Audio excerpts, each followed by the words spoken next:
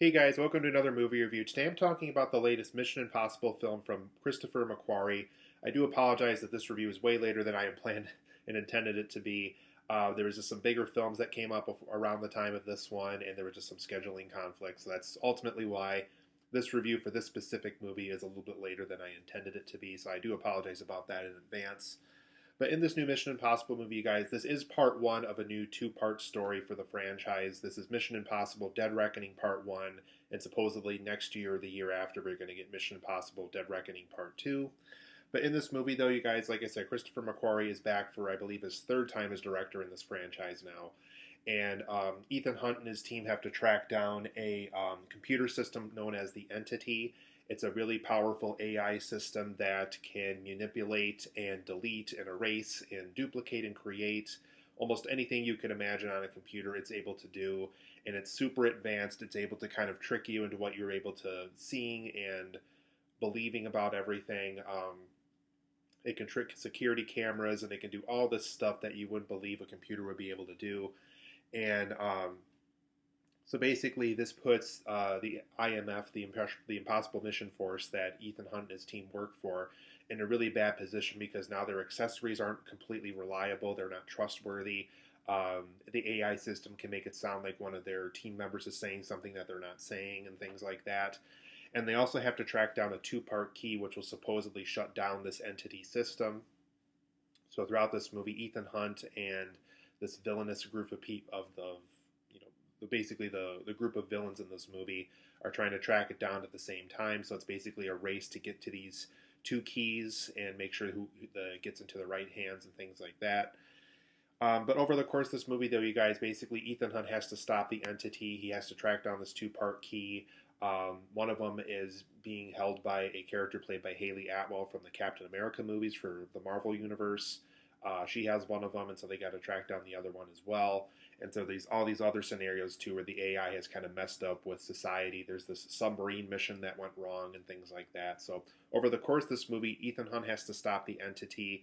He also has to track down these two keys and make sure they do not get into the wrong hands. But overall, guys, for this movie, I enjoyed it for the most part. I've really, really enjoyed a lot of the Mission Impossible movies so far. I would say MI3 and Mission Impossible Fallout were probably my two favorite ones. Those ones in particular really have a lot of standout moments that I really, really liked in particular for those. I really like Ghost Protocol and Rogue Nation and a bunch of the other ones. Really, the only one that I didn't like was the second movie. I think it was just called Mission Impossible 2 from early 2000s, I want to say. That one really did not work for me at all, even though I do like John Woo and some of his other movies like Face Off and things like that. But for the most part, I did enjoy this movie. I thought there was a lot of things about it that were just really familiar. There is a lot of scenes where it's just like, okay, Mission Impossible has kind of done this kind of stuff before. But for the most part, I really enjoyed this movie. As usual, Tom Cruise is basically willing to risk his life to perform these incredible stunts for us in this franchise. So that part stayed intact. He had more stunts this time around that's definitely going to wow you, and you really probably won't believe that it's actually done by a person and not done by a different stunt double. It actually is being done by Tom Cruise himself. So there is a lot of spectacle in it. There's a lot of things to admire about it. But let's go over some positives and negatives of some things that I really liked about the movie, but ultimately some things about it that I thought could have used some improvement as well. For my positive of this movie, there's a lot of fun to be had. The action scenes feel real and fun. I would say there's even it's not really even a spoiler because it's in the trailer, but there's a scene where Ethan Hunt has to fight one of the villain characters on top of a train. And it's actually a really long scene because there's stuff that happens inside the train as well and things like that. Really fun stuff. It actually is Ethan Hunt. It is Tom Cruise on top of that train during that fight scene along with his co-star. Just a lot of fun. There's just a lot of action scenes here that are really fun to witness. And it is just a lot of fun, too, knowing that a lot of this stuff was stunts that were actually performed by the actors themselves and things like that. So just a ton of fun. Lots of great action scenes. So if you love that aspect of Mission Impossible, I think you're going to have a lot of fun with this movie. The film also depicts the dangers of AI computers really, really well, actually. There's even scenes, like I said, where Ethan Hunt is getting directions from Benji, his comedic co-star played by Simon Pegg once again, and the AI system's able to manipulate. It's able to sound like Benji, and it's able to intentionally give Tom Cruise the wrong direction, so he's going into the wrong place for his mission. And so there's just aspects of the story that are like that really depict kind of the dangers of AI, how it's able to make it sound like a person, make it sound like something that a real person that you know is actually saying, but they're not saying. And so the film just depicts the AI stuff, I think, in a really, really strong manner. Hayley Atwell, and I apologize if I just do not say her name correctly, but I believe it's Pom Klementov, basically the actress who played Mantis in the Guardians of the Galaxy movie. So basically, two big Marvel stars are in this movie this time around. Like I said, Hayley Atwell being in Captain America and Pom being in the Guardians of the Galaxy movies. And they're both really fun additions here. Hayley Atwell is kind of this pickpocketer that Ethan Hunt has to deal with to get this key to stop this AI system. And Pom plays like this assassin lady that is really difficult to take down. For the most part, I think most of the characters in this movie don't even stop her when they're in a fight. They're basically unmatched. They're not able to stand up to her and face her and stand a chance against winning against her either. So definitely some fun new additions to this movie. And yeah, it was great to see the two of them specifically going from a Marvel film over to Mission Impossible. And it was great to see kind of what they brought to the table. They definitely both fit in this universe very well. So it was great to see the two of them in a big action movie like this again. I also thought the threat of the main villain was very strong here. He's connected to Ethan Hunt's past. I don't believe this character was used in earlier Mission Impossible movies. I think they're just trying to incorporate him into this universe. So when my friend and I saw this movie, we were both looking at her like, are we supposed to know who that is? But he basically has a big part in this whole entity AI system.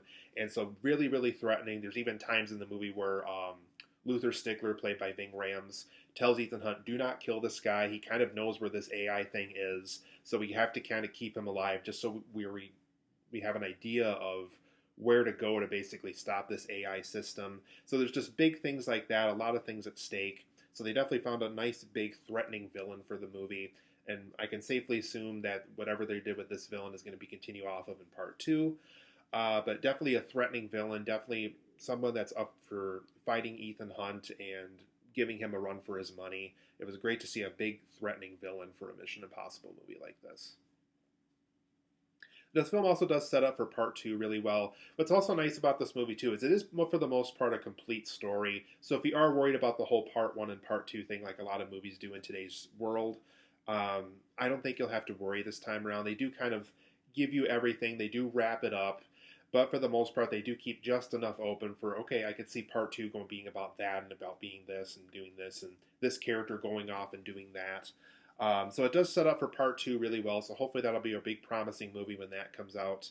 And I just thought it set up really well while also kind of being its own story as a part one as well. But for the negatives of this movie, though, you guys, I thought the film's pacing was very off in this movie. There's times where it's willing to slow down. It's kind of being willing to be what Brian De Palma started in that first Mission Impossible movie. And then there's scenes where it's full-blown action, full-blown story, full-blown character moments. And I just feel like the balance this time around, specifically in the pacing, just wasn't quite right this time around. And that's really too bad, because I thought Mission Impossible Fallout, back when that came out, even though that was long as well, it was paced better. It felt like everything was moving at a brisk pace the way that it should. And this time around, I thought the pacing just didn't quite seem right this time around. So I don't know if McQuarrie was trying to bring a new bag of tricks or something to this, but for me personally, I thought the pacing in particular felt a little off this time around. I also thought the film's opening, though meaningful towards the end of the movie, was kind of boring. It kind of felt like something that if you ask somebody to make a ripoff of The Hunt for Red October, it kind of feels like that when you're watching the opening of this movie. It was just one of those openings, just like, okay, I wanted to see Ethan Hunt go out and do cool stuff again. Kind of a lame way to open a Mission Impossible movie, in my opinion, anyway. But once they bring Ethan Hunt in, you kind of see what he's up to and how the movie's going to incorporate him. The film kind of gets back on track the way it should. But for me personally, the whole submarine opening, and when you see the movie, you'll know what I'm talking about. I thought the film's opening was just kind of cheesy and not very fun. I also thought there just wasn't enough new stuff to the franchise this time around. I know it's the 7th installment in. I know it's extremely hard to come up with fresh material this far into a franchise. But this is the first Mission Impossible film in a long time where I felt like more new stuff felt necessary.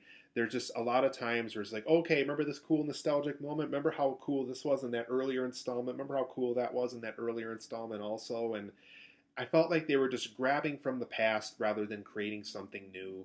And unfortunately, when you're this far in, you got to be able to make things fresh still. And that kind of goes against what Tom Cruise was trying to do ultimately with this franchise this whole time, with bring a new director for each installment, allow them to kind of bring their fresh voice to the franchise, let them do something new with it.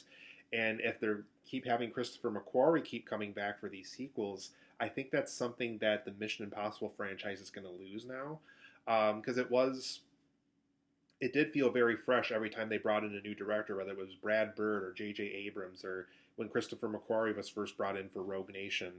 And this time around, now that he's done a third Mission Impossible movie, and I think he's even doing the next one, it just doesn't feel as new anymore. It doesn't feel as fresh anymore.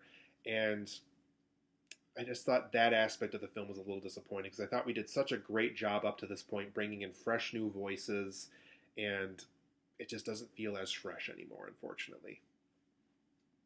There's also a lot of moments too, and I know a lot of Mission Impossible movies tend to do this, but there's a ton of really unrealistic moments in this movie. There's even a scene where Ethan Hunt is stuck in like this little tiny car on a train track, and he's able to jump out of the car right as it hits it and stuff, and he's literally like this far away from the train from like getting hurt from it, and it just felt really unrealistic to me.